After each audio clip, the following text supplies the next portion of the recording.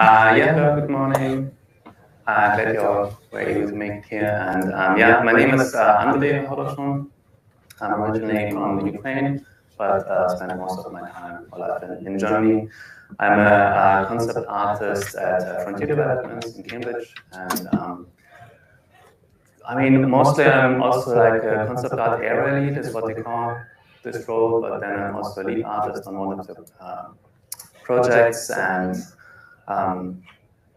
so a big chunk of my time is devoted to emails and talking to people and all the managerial stuff, but also quite happy that I still get to do drawing and painting on the road, and that's great. But actually today I wanted to talk about more about just the more analog stuff, just drawing, and that's something I really enjoy. And my background is that I did study illustration back in Germany, and it's only the last year or so during my very long studies that I picked up digital and went for games. And before that, I would do like watercolors, drawing, all the usual things. And for quite a long time, I would also be running like a live drawing event there. And now at Frontier, oh yeah, by the way, I've been with several companies and worked on various games and so on. But currently, so at Frontier, for example, we also, I'm organizing every week a live drawing event at the office and also the portrait, where we just have volunteers, or I need to seek out volunteers, and then we paint them for like 2 hours. And also some on and off, we meet up for sketching and so on. So I wanted to talk about just some notes that came to mind about drawing, and we'll try to accompany it with a flipboard. And yeah, I just maybe I could get a show of hands if anyone else is interested in drawing. Yeah, okay. Oh, pretty much everyone. I mean, who knows? I mean, there weren't too many talks on this aspect so far at the develop. So, but yeah, just curious. Like, what do you do, for example? Are you an artist or? No, I'm actually a video game developer, Indie developer. Oh, okay, fun. And maybe you, the guy with the laptop. So. Yeah, what do you do? I make Visual effects. Oh, okay, yeah, close enough. I mean, overall, also, for example, at our live drawing event and portrait, we try to keep it quite open, so everyone from all the different disciplines is free to come along. So you might be surprised to see how many people in your company might be enjoying this sort of thing, or might be having a sketchbook on the side. So you don't necessarily have to be like a concept artist or anything. But yeah,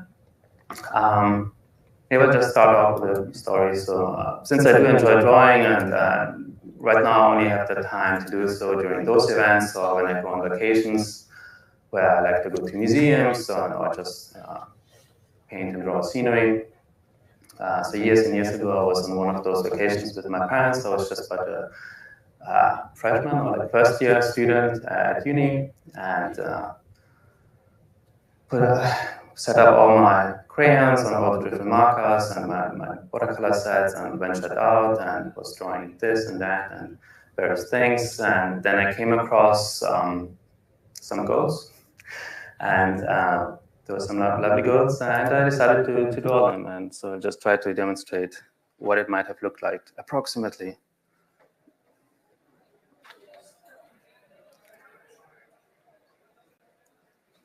It's been ages. It's gonna be a really wonky goat, but yeah, it's just a nice one. Something like that. I do kind of remember there were like a lot of things going on. There was a bit of a stable behind it.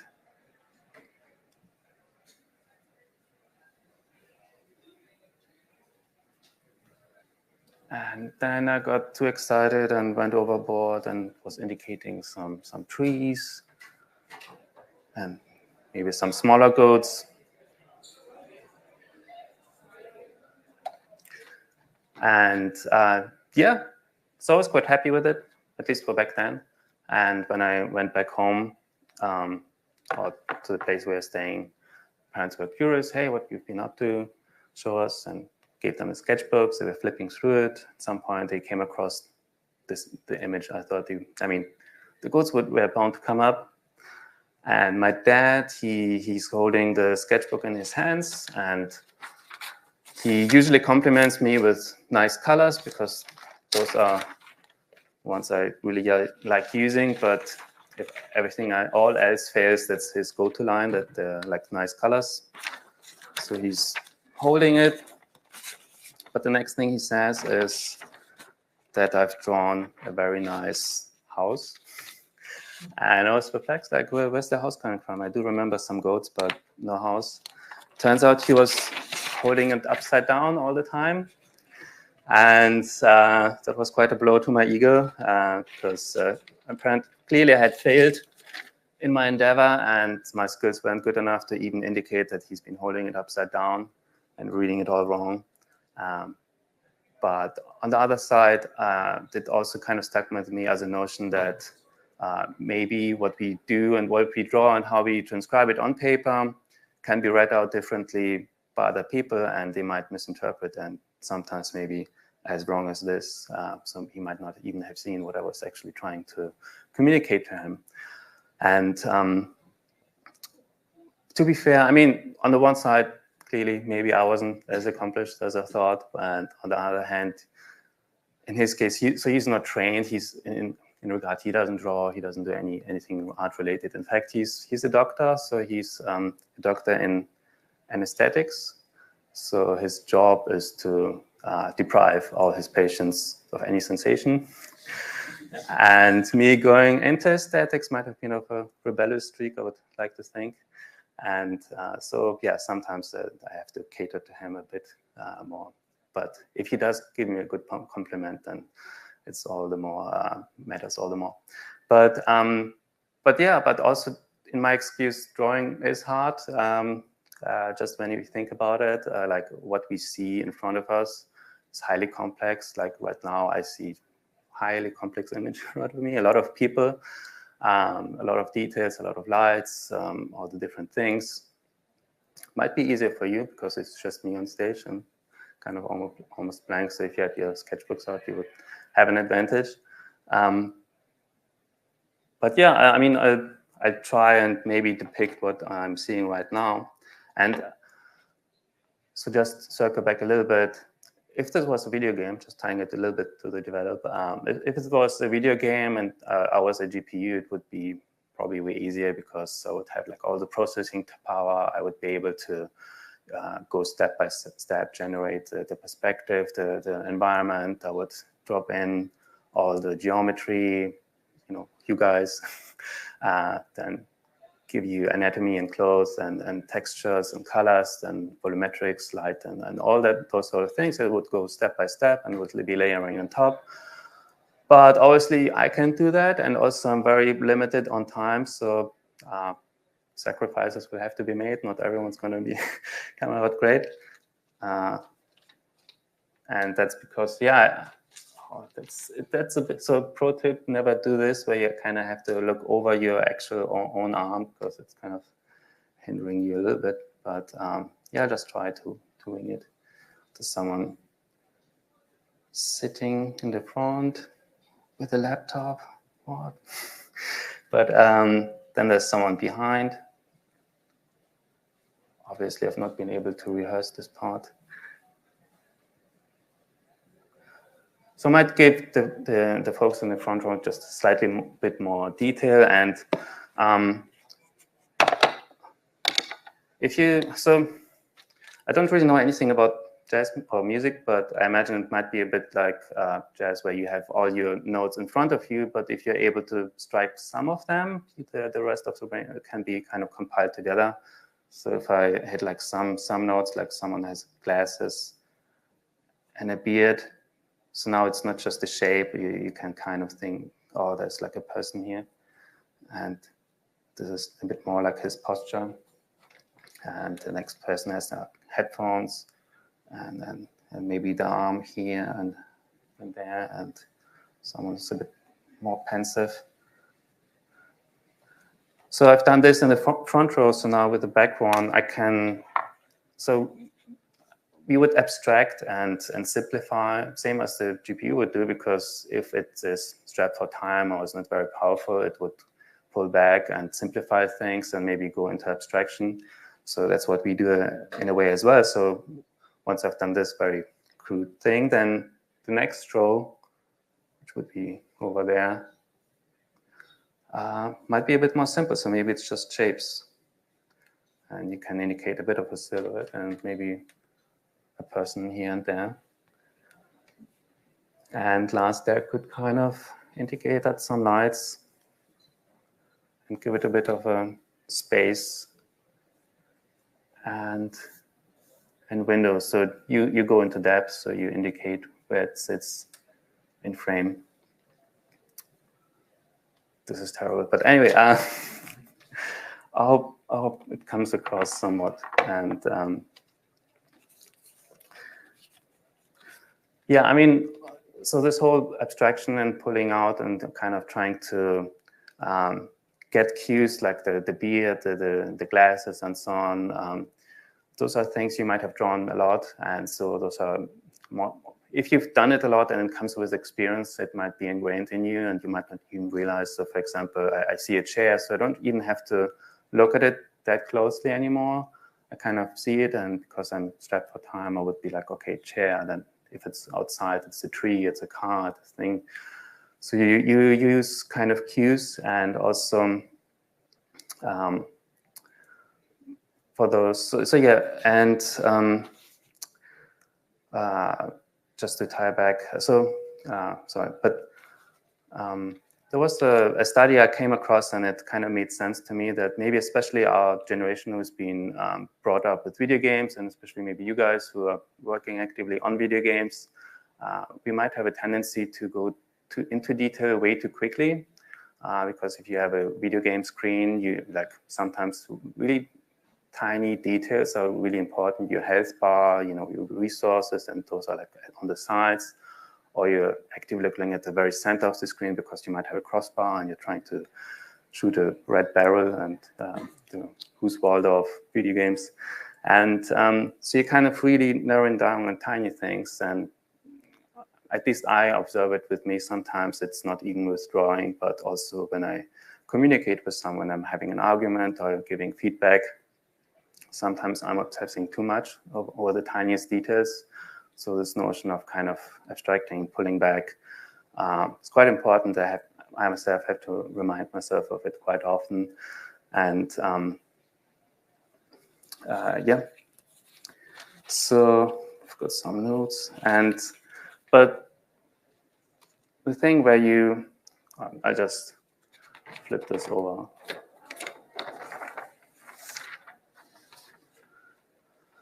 I think I mentioned that our brain is kind of wired to recognize pattern as well. I mean, it goes both ways. You transcribe this highly complex visual on a 2D surface, and someone else has to read it out, and you're giving only a limited amount of information. And they have to take those cues and kind of compile a whole image in their stat. So it's some effort on their part as well. And some things which are more familiar to us might be easier, so they're more universal. So faces, for example, everyone knows that you can recognize faces quite easily. And we've gone so far as to so for example, everyone might have drawn faces quite a bit. So might feel like a comfort zone or asked to draw those. You might have a Brighton hipster mustache.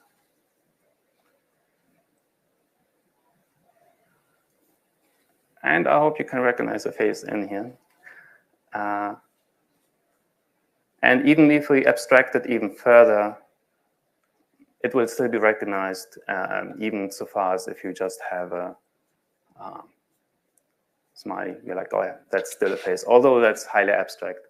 But sometimes, so we might be using those cues and not even realize it, that it's not even not just faces, maybe other things as well. But sometimes you might trip over those and realize, if you see them in a different perspective, that, oh, actually I've been relying on those crutches and have not been paying attention to what I see in front of me. and just using my muscle memory and experience. So I get that sometimes when there's live drawing, and for example, there's crazy foreshortening, someone's lying on the ground, and you see the face upside down, like similar with the goat, so it gets quite tricky.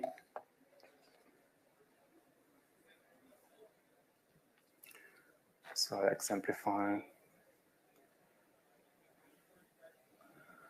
Someone might be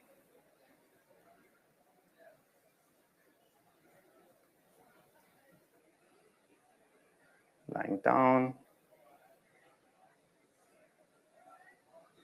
in a very stiff pose. They're just clearly just sunbathing. I focus on this area just because it's too tiny for everyone to see. Maybe just imagine someone's lying on the ground like that. And then you have to draw the head and the face upside down. And at least I find that very challenging, because suddenly, because your brain still recognizes as a face, so the slightest deviation from the anatomy and what you see will mess it up, and you'll realize, oh, this human, he's not feeling too well, or there's something off. But it's very unusual for us to draw this. Mustache man again. And yeah, I mess this part up quite regularly. But yeah, and then once you realize that, you're like, oh no, actually I've been relying on it too much, and then you have to pay attention and look more closely.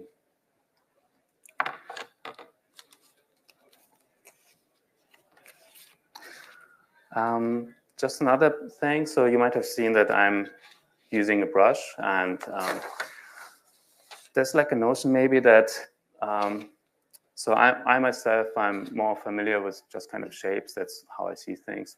It makes more sense to me. I think lines, I mean, we see lines everywhere here because it's man-made structure, and but I don't think they actually exist. It's just it's a really effective way of communicating because it separates areas and shapes and so on. And you can use line work to indicate that quickly, but I prefer using brushes because they're more shape-oriented. And for example, if someone was doing live drawing, he could draw a leg, and he would be using a line for that. And that's nice. And simultaneously,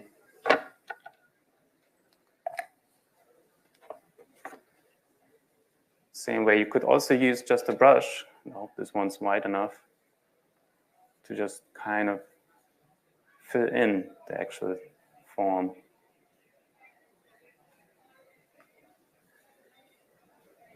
So that's how I prefer to work if I can, and that's how my perception might differ maybe from someone else, their peers. So for example, I value colors more strongly and shapes, and it's more about the atmosphere and how it's moody or not, and how you perceive it just as a sense of it. But someone who's more familiar with line drawing, he might also be more into just the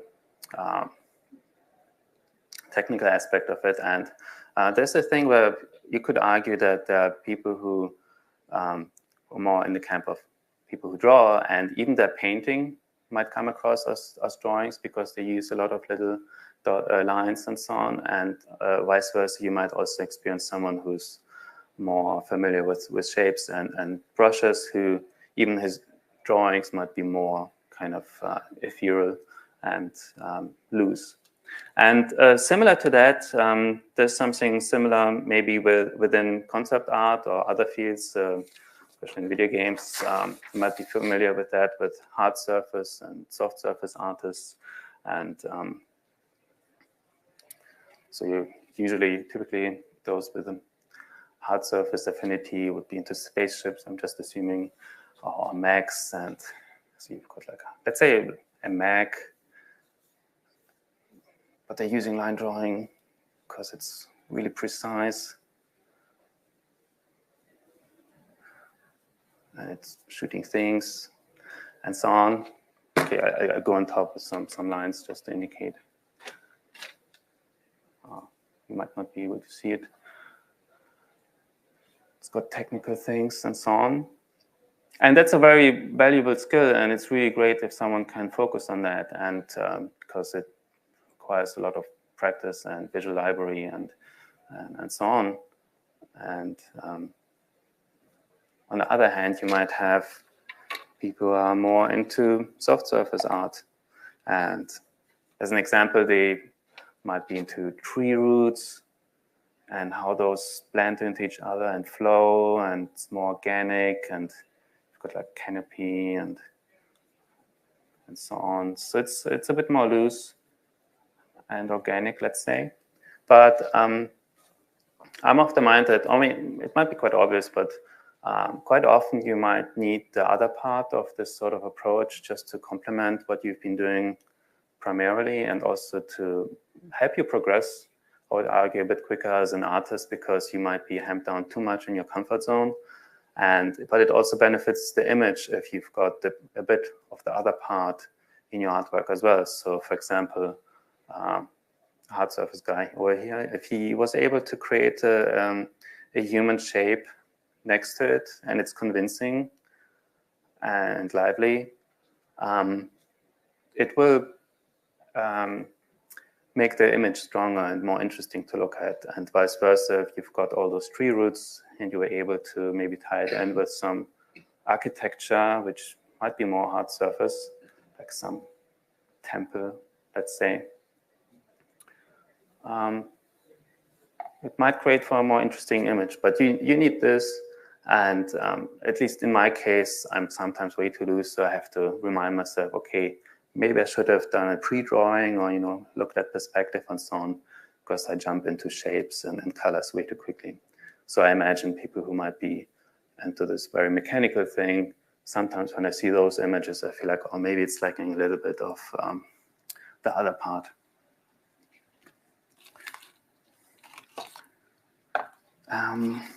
Yeah, and I think, I mean, just talking about images and so on,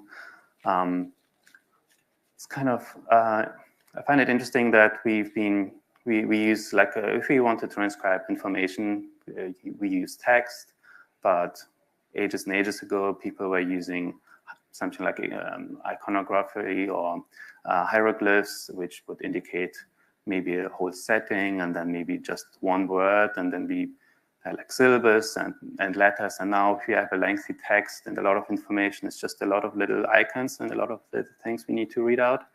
And I came across something which was a thing when I was studying illustration. I've never worked in this field myself, but apparently you can make good money with it. So, but basically it's called a graphic recording. I don't know if anyone has heard about it. So that might be a thing for meetings in your company, I don't know. So basically the idea is, if you have a very lengthy meeting and it's really dry and boring, and it goes on for hours, everyone's tired, and at the end, even if someone's kind of was transcribing everything that's been going on, and you get all of it together as a brief, it's text and it's just too much, and you might not realize what's been going on. So to alleviate that, you might have a graphic recording person in the room as well. And he doesn't even need to be someone who's in the know of what's going on. It might even be helpful that he's kind of outside. So if there's like a long meeting, then he would just draw little icons. And in the end, people would get those icons, and they could, at one glance, remember. It would trigger this memory of what's been going on, kind of sum it up. So as an example, recently, something might have happened to me with my car. So I was on a very lengthy conversation, and so it was about my car. Mine's a little bit nicer than this one. Get the gist. And the steering needed fixing. So that's maybe a steering wheel. And also the lights. And it's going to cost me a ton of money. And with any luck, I hope you'll be able to recognize this. Might get done by Christmas. So yeah, just kind of saying that this is also a way to communicate and can be quite helpful. So obviously, yeah, to communicate well and to have a good image, it's good to kind of have very strong cues in your image and have readability in mind. And obviously, we've got those with icons and symbols and emojis and whatnot, but might go as well for your images, because my goat image was too ambitious. There was too much going on, things going into overlapping, and it was not successful. And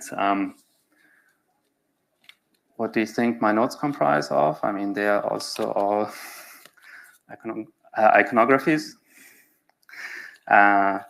And so they look a little bit like tarot cards. And I imagine that if you become versed enough as an artist, maybe one day you'll be able to tell the future. And maybe you'll have a vacation in Spain in store for you along some lovely goats. Or maybe it will be a very costly bill for your car until Christmas. Or maybe the future holds in store being a live drawing model for the Develop Brighton. No? So, anyone? Oh, sorry. Oh, I have not realized that. I'm really sorry. But do you still want to? Or it's just a matter of maybe you coming on stage, and I'll try to draw you and just accompany this. Yeah, I could. Yeah, it shouldn't be difficult. It's I stand. Yeah. So that might be part of it as well, where I kind of talk about it. I mean, sometimes it's good to not just rely on what you see in front of you. If you have the power to kind of, direct it a little bit, you can talk with the other person. And usually for live drawing, what always works is maybe having one leg as the one you're standing on, the support one, and the other one a bit more like a playful part. But another thing, any sort of twist kind of helps. It makes it more interesting, gives it a bit more dynamic. So, sort of one leg. Yeah. You can decide what you do with your arms. Pose. Yeah, you do a pose. Yeah, exactly. Doing an interesting pose. Yeah, you can. I mean, you can be adventurous, and it's not going to take too long, and we're just going to try and maybe like 5 minutes. Yeah, good. Maybe about 5 minutes. All right. Thank you. Try and stay still. Yeah. So obviously, yeah, there are like different ways to go about it and how you approach it. And you might first look at the model and imagine some sort of anatomy and so on. And since I've done a lot of live drawing and all the poses are quite short, I got bored, so I was experimenting. So, but now I embrace it to kind of use different mediums and different approaches. So there's no one way to go about it. And I just kind of map in roughly where the shapes are going to be. And actually, I might use a different pen because this one is, yeah. So it might be more holistic and just try to see where the shapes are and so on. Or you could just start at the top. That might be a good exercise to challenge yourself to be like, okay, I'm going to be like a scanner and just kind of start at the top and see if I can manage to pre-map as I'm will look solid. But if you want to give yourself a bit more comfort, you could be more methodical about it, where you're like, okay, this is sort of the pelvis, one is slightly maybe up, and then this is his rib cage and so on. And then you would start with the one leg, which is standing, and the one a little bit more like this. And next important part would be maybe the spine and the head. And last, you can rely on the arms. But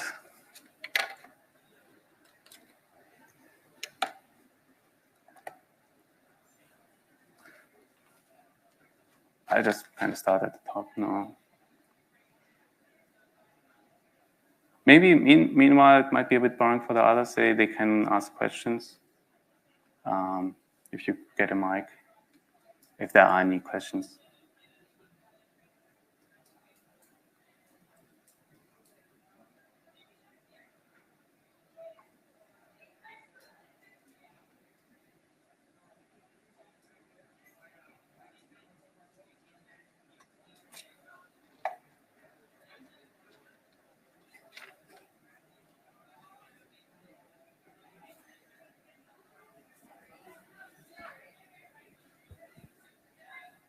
Hi, Andre.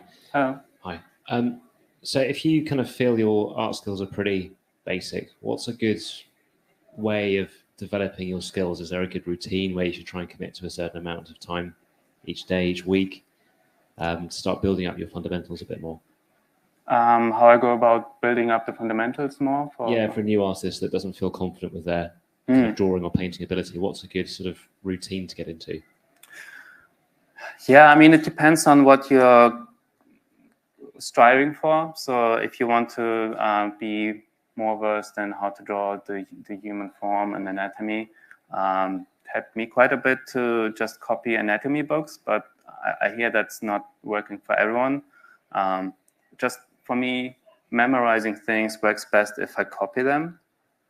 But you might just be reading about it. And I mean, just generally drawing obviously helps, but to acquire skills, I mean, there are various tutorials and books out there, but any sort of drawing from life is great because you need to see what's in front of you and how it kind of looks. Because if you're studying from a photography or still image, some of the hues might get lost because the camera can't actually capture them.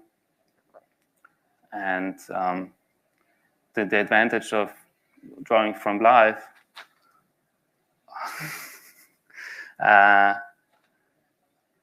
thanks. Maybe we can do a different pose. Would that be fine? If you want to, yeah, sure. You can just kind of also turn around or turn sideways, maybe look somewhere else. as well. That's cool.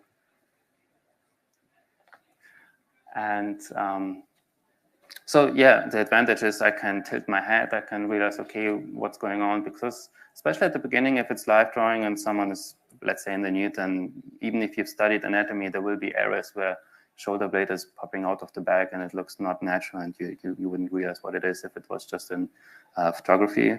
So being there live helps, and that goes also for outside. But just also sharing your thing online or with other artists in general, just getting feedback is really valuable. I mean, when I started going to live drawing, I think I was quite fortunate because there were two super eager artists there, and during each break they would come up to me and be like, not mocking, but they had like a weird sense of humor. They would be like, oh, this is all wrong and you should have done this. And thankfully I was able to deal with critique and try to incorporate it afterwards. So yeah, but it was really, really good to see how people respond to it and what their advice would be.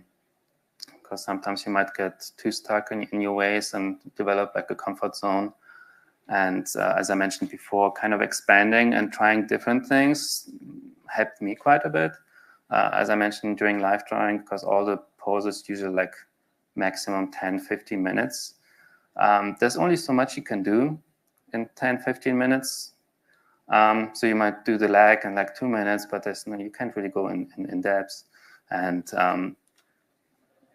so I would experiment with different mediums, and that's the advantage maybe of being analog, because you can try colors, you can try, you know, all sorts of things. But also sometimes if you see something and it doesn't make sense, and right now it's weird for me to draw because there's like a foreshortening, so his legs are becoming really small. Feel free to actually make up things. That's a good way to go about it, because sometimes you do something on page, but it comes out wrong. Instead of redoing it, just try to imagine how you can save it, and that trains you to iterate and actually add information to serve your purpose. Yeah, that would be my answer for now. Yeah.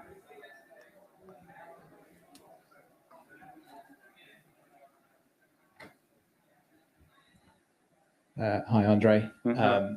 So yeah, I'm an art director on my team, and I'm a very passionate life drawer as well. Oh, okay. And it's something that I think is invaluable for all my artists to engage in.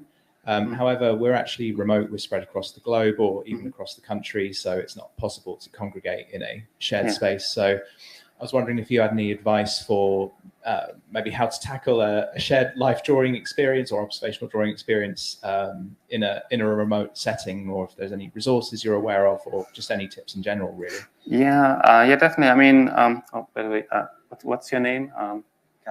Callum? Yeah. Thanks. If you're still up for it, we can maybe keep on going. I don't even know how much time we have, but or maybe someone else would want to volunteer. What? 10 minutes? you want? Okay, maybe we can switch around. Thank you very much. Yeah, thank you.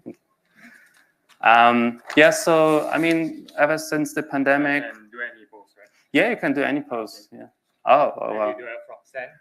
Oh yeah. Yes, sure. Oh no, you want to see me fail. Yeah, during the pandemic, there have been quite a lot of different live drawing classes popping up, which we'd do from remote. And that was quite interesting because, I mean, it wouldn't be for me because, as I mentioned, I cherish drawing from life, and drawing from a screen doesn't bring it across for me. But they popped out of nowhere and became super popular. And actually, I think they were quite successful because it's digital, they're actually able to have potentially like a ton of people join. And they would join from all across the world. And the model would be like in Brazil, and the organizers in London, and the person drawing in Athens and so on. But for us at the company, we obviously wouldn't be able to stream live drawing because there's like a naked person in the office and so on, and then to stream it into the ether would be problematic. But thank you very much. Actually, yeah, I think I didn't nail the pose, but it comes across. Yeah, thanks. I mean, one bit about live drawing. I mean, I really stress that it's good to indicate where it sits in space, and even if it's just, you know, some sort of shadow plane, or maybe indicating some sort of space. But we would do that for portraits. So we would have someone sit in front, and would be 2-3 people in the room drawing, painting. But I would be able to set up camera and use our own team. We use Teams to stream it to whoever wants to join. And for a while, it's been actually quite nice because some people joined not just to draw, but for the social aspect. Usually we would be chatting and so on. And we would post later on in the chat, and some people are doing their own personal work, but would be in there as well. But how else you could facilitate that? Yeah, that's maybe a bit tricky. I mean, yeah, I hope that kind of answers your question. Yeah, that's very helpful. Thank you. Yeah, I've done the online live drawing classes, did that with my girlfriend over the pandemic. And yeah, like you say, no replacement for the real thing, but sort of a good stopgap at least. Okay. Yeah, and I mean, there are also other things which I've not partaken, so I wouldn't know exactly how it works, but there are like programs or sites where you can draw on the same canvas. So like, you know, might have to look it up what exactly it is, but the idea is that you share the same canvas and you can draw in different areas of it. So, and the analog aspect of that might be something we've been doing on and off, where if you are able to meet up in person, then you might have a large roll of paper in a pub on a table, and then you have a theme and everyone just kind of scribbles on it. And if everyone draws on the same plane, it kind of takes away the anxiety, because sometimes it might happen that you have some really strong artists and those that might not feel too confident about themselves. They refrain from posting and partaking because they feel intimidated. But if it's all on one, just kind of is more, laissez-faire about it. So, yeah. Yeah, I had a quick question as well. Yeah. Sure. Have you experimented with anything like the VR painting apps, which feel quite analog when you're in there? Yeah. So I think I did try it once. I wanted to do more, but I've not been able to, because at least at our company, there are like too many technical hurdles, and I think it's mostly health and safety, because you can, break a leg or whatever while doing so. And so unfortunately, we've not had support for VR, so I've not been able to give it a go. But I've got a grime or just a bit of the health and safety. They banned us from the meeting room where we used to do portraits, because they're like, oh, you can stain the floor and those colors might be toxic and whatnot. So we have to do it in the canteen now. So but yeah, unfortunately, no experience so far with VR. But I've seen people to do artworks and have them on, and especially during the beginning of the pandemic, it was amazing to play some of those games. But also at home right now, I do have a VR set, but only the Quest, so I can't connect it. Anyway, I stopped using it because I have a cat now, and I'm worried I might have an accident with her. So yeah. Would anyone else? Or okay. Yeah, maybe any more questions? All right. Yeah, I have a question. So I'm a 3D artist, and it bothers me that I can't draw that well. Okay. Especially like drawing from imagination. Yeah. Yeah. I mean, that also, when I was talking about different artists and that they might be a little bit in a certain camp, let's say, then there are those who practice drawing from imagination more. Like when I was studying, there would be those who, I was maybe amongst those who was more interested in drawing from life. So that would come more natural to me and would be easier. But then if I had to draw from imagination, it would always be a bit more of a bother. And I was surprised to find out that there are people who've been drawing from imagination way more. So for them, that comes more natural. So when they have to draw from life, there's a misbalance there. You being a 3D artist, you already have like a huge advantage, because you have a good perception, I would assume, of space and how objects look like from different, so how they occupy space and the volume of them. And obviously, for your artworks, if you wanted to do anything a bit more elaborate, you could use a simple block out and as a start and go from there. And in fact, that's like, I guess, a lot of concept artists nowadays use that. They start out with 3D or incorporate into their work. So it does tie in if you wanted to progress on from there. But the question is to draw from imagination, right? Yeah. So, yeah. And also another question that I have is it important for a 3D artist to know how to draw from imagination? I would assume so, and to some degree. It depends on how free you are at your work. If you just are being given already an image and would need to just kind of stick to it. But if you're the person who's coming up with anything, it definitely is beneficial, because the stage where you kind of iterate and have like a creative process, I think it's if you're having all the UI and all the 3D things, might hinder you, but maybe that's just me because those are new to me. But there are people who are so familiar with 3D, they can just iterate and create ideas within 3D more naturally. But overall, I'm trying to emphasize that, yeah, branching out and trying things, you don't have to be great at them, but giving it a go and trying to set some carryover effect should be beneficial. Yeah. And that's a great advice. Thank you. Okay, thank you. Yeah, thank you very much. That's all the time. And yeah, thank you for being here.